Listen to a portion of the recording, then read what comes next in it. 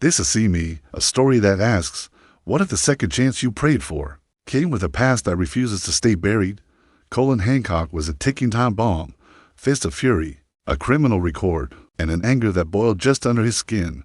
One wrong look, one harsh word, and boom, he'd blow. But after years of wasted chances, he was done throwing his life away, done running from the wreckage he left behind. He was going straight. No more Mr. Nice Guy. He had one shot at this, one chance to make it right, and he was determined to make it count. He got up at the crack of dawn, every muscle in his body screaming in protest. Years of late nights and harder living had taken their toll, but he ignored the pain, pushed through the fatigue because there was no time for regrets, no time for excuses. He was done with all that. This time, he was going to finish what he started. He owed it to himself, to the memory of his father, who had died believing in a son who never lived up to his expectations. Colin threw himself into his studies, boxing to keep his anger in check, punishing his body to keep it from seeking solace in cheap drinks or harder drugs. He wasn't sure he could keep this up, but he had to try. If he didn't, he'd end up back where he started, another statistic, another sorry tale of what could have been. Maria Sanchez had it all together. A successful lawyer, sharp and quick-witted, she navigated the courtroom with the grace of a seasoned pro, leaving opposing counsel in her dust. Outside the court, she was a dutiful daughter, a devoted sister, a beacon of hope in a family that had seen its share of darkness. She worked hard, played by the rules, always keeping a careful eye on the future. Her parents had instilled in her a deep sense of responsibility, a need for caution, a lesson learned the hard way from a lifetime of struggle. It had made her successful, yes, but it had also built walls around her heart, a fortress designed to keep the pain of the past from seeping into the present. It was supposed to be a night like any other, just another case file to put away before the weekend. But when Maria arrived at the office, the case files lay open, revealing a nightmare she couldn't have imagined. It wasn't just papers scattered on the desk. It was a story, a tragedy that echoed in the silence of the empty office. The victim, barely a teenager, had been fighting for his life, clinging to the hope of justice.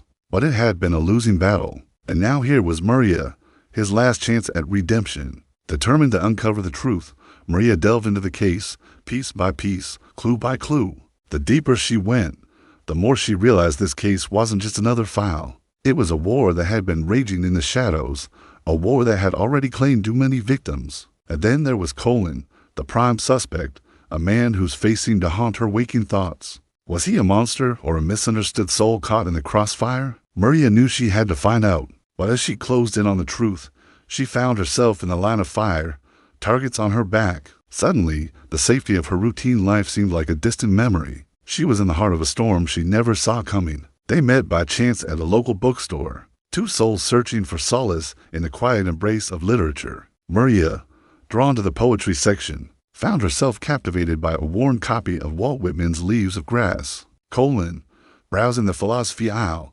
stumbled upon Friedrich Nietzsche's Thus Spoke Zarathustra. Their eyes met across the room, and in that instant, a spark ignited, a recognition that transcended words. But Maria, ever cautious, pulled back, hiding behind her guarded exterior. She couldn't see past his rough edges, the tattoos that sneaked up his forearms, the scars that etched across his jaw.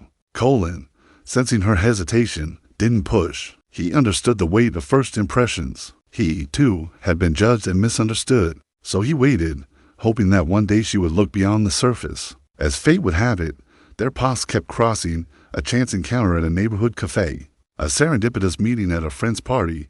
Each encounter was a small victory for Colin, a step closer to breaking down Maria's defenses.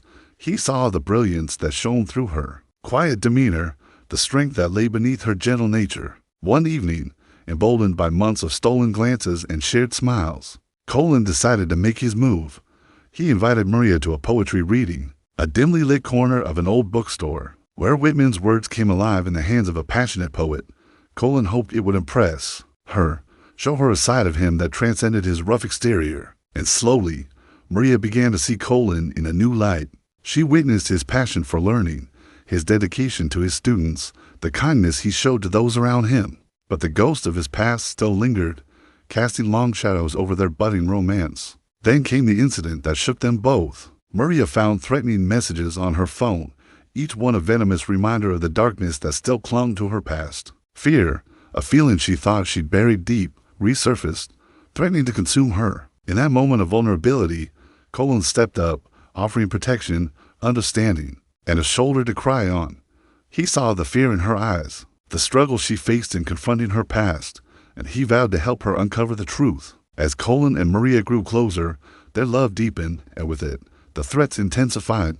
Maria, torn between her growing feelings for Colin and her fear of repeating past trauma, retreated into herself. Colin, determined to win her trust, pursued her relentlessly, offering unwavering support and understanding. Their love story became a beacon of hope in the darkness, a testament to the healing power of love and the courage it takes to confront one's past. The investigation led them through a labyrinth of deceit, double-crossing, and hidden agendas. Along the way, they faced suspicion, danger, and threats that pushed them to their limits. But through it all, their bond strengthened. Colin's loyalty and fierce determination provided the anchor that kept Maria from being swept away by the turbulent waters of fear and uncertainty. Maria, in turn, began to see Colin not just as a lover, but as a partner, a confidant, and a hero. The revelation hit like a rogue wave, knocking the breath out of both of them. The person behind the threats, a figure from Maria's past, had a motive that twisted in its complexity, a motive born out of pain and misguided vengeance. In the face of this revelation, Colin's protective instincts kicked into overdrive. His anger, once a destructive force, now burned with righteous intensity, focused on ensuring Maria's safety and bringing the perpetrator to justice. Maria, confronted with the specter of her past, found strength in Colin's unwavering support. The trauma she'd buried resurfaced, threatening to engulf her. But with Colin by her side, she fought to overcome it, determined not to let it define her. Their love, tested by fire, emerged stronger than ever. The climax was a whirlwind of emotions, a showdown that tested not only their physical endurance, but also the strength of their bond. Faced with danger, their instincts took over. Colin, with his years of training, shielded Maria, his body a fortress against harm. Maria, tapping into a reservoir of strength she never knew she possessed, stood by Colin's side, her presence a source of comfort and solace. The resolution brought a mix of relief and sorrow. Justice was served, but at a cost. Scars, both visible and invisible, were left in the aftermath. Colin's past, which had threatened to tear them apart, became the bridge that led them to each other. He realized that his journey to redemption was not about erasing his past, but about embracing it, learning from it, and growing beyond it. Maria, too, realized that love wasn't about finding the perfect person, but about seeing someone completely, flaws, scars and all, and loving them still.